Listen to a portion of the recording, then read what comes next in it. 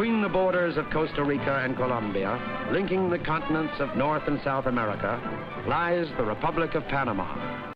Within the borders of the Republic is the Panama Canal Zone, a strip of land 10 miles wide containing the Panama Canal, the great inter-ocean waterway connecting the Atlantic and the Pacific. In 1513, Vasco Núñez de Balboa crossed the isthmus to be the first European to set eyes upon the great body of water that Magellan was later to name the Pacific.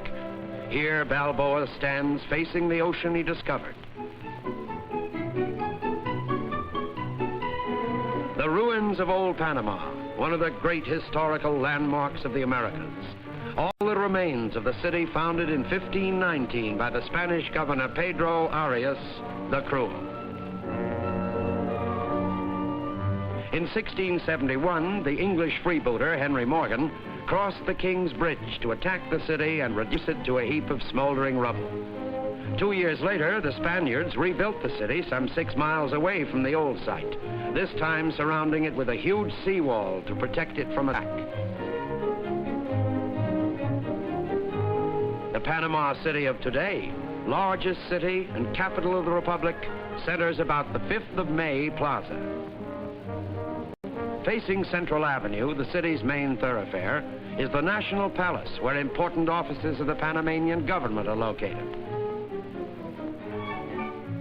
How would you like to take a transcontinental train trip, and in less than an hour and a half?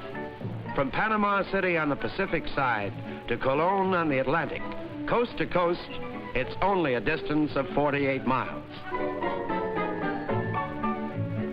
Or if you prefer to drive, you can travel over the new Trans-Isthmian Highway built and maintained by the United States government.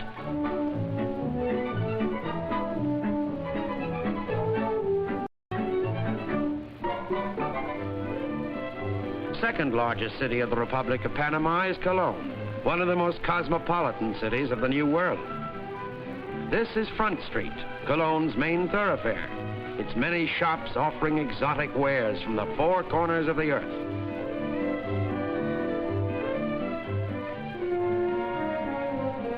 Most of Panama is covered by dense jungle, and only a small portion of her land is under cultivation. The region near David, Panama's 3rd city, is the center of most of the country's agricultural activity. The raising of cattle is a major Panamanian industry. In the mountainous region of Chiriquí province, a good grade of coffee is grown.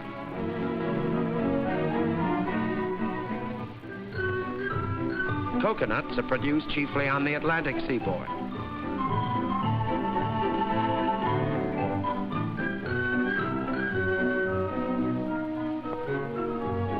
These are cacao beans from which cocoa and chocolate are made. The country's most important crop, however, is bananas. Grown most extensively on the lowlands of the Pacific side, they constitute Panama's major export.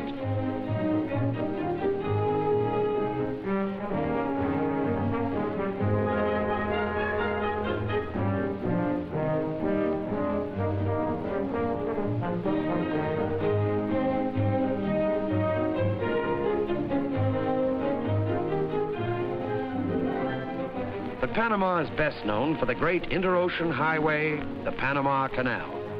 The Canal Zone, a strip of land extending 5 miles on either side of the canal, is leased to the United States and is administered from the Canal Zone of Balboa. As early as 1882, the French attempted to cut a canal through the Panamanian Isthmus. But disease and the immensity of the undertaking forced them to abandon the attempt. The United States then took over the task, occupying the Canal Zone in 1904. 10 years later, in August of 1914, the Panama Canal was open to traffic.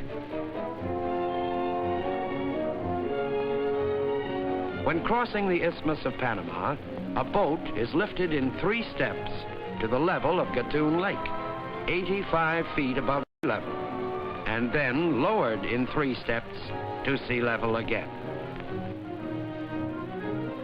Before we travel through the canal, let's look at the huge lock chambers in which our boat will be raised and lowered.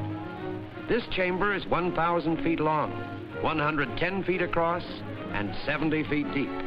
4 million gallons of water are forced in or out to raise or lower a ship to the level required. These gigantic lock gates weigh hundreds of tons and are operated entirely by electric power generated near the canal. Our boat approaches the canal from the Pacific side and enters the Miraflores locks. The Miraflores locks are made up of 2 sets of lock chambers that will raise our boat to the level of Miraflores Lake. We're pulled into the chamber by electric engines called mules. The lock gates are closed. The chamber fills with water, and approximately 10 minutes later, our boat is at the level of the second chamber. Again, the electric mules pull our ship forward. Water fills the chamber, and the lifting process is repeated. We now enter Miraflores Lake, a stretch of fresh water 1 mile long, leading to the third and last lift on the Pacific side, the Pedro Miguel Lock.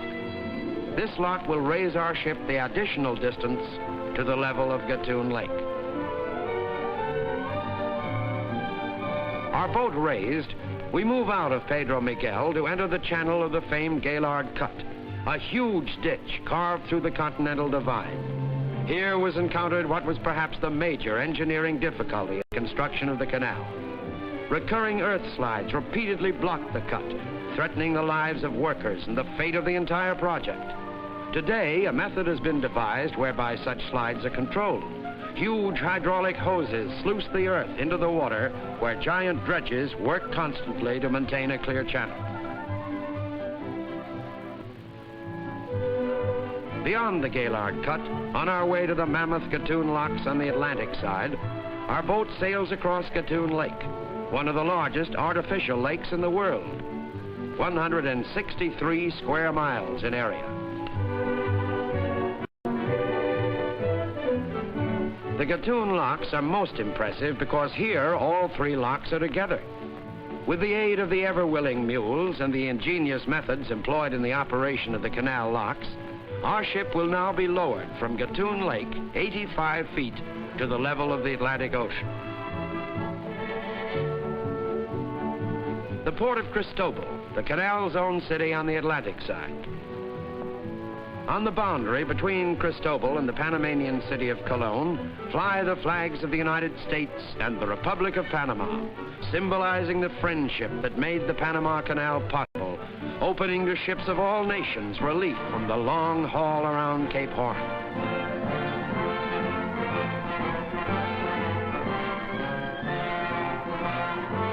The Republic of Panama, connecting link between 2 great continents, conscious of her importance as an artery of international commerce, proud to be called the crossroads in this world of ours.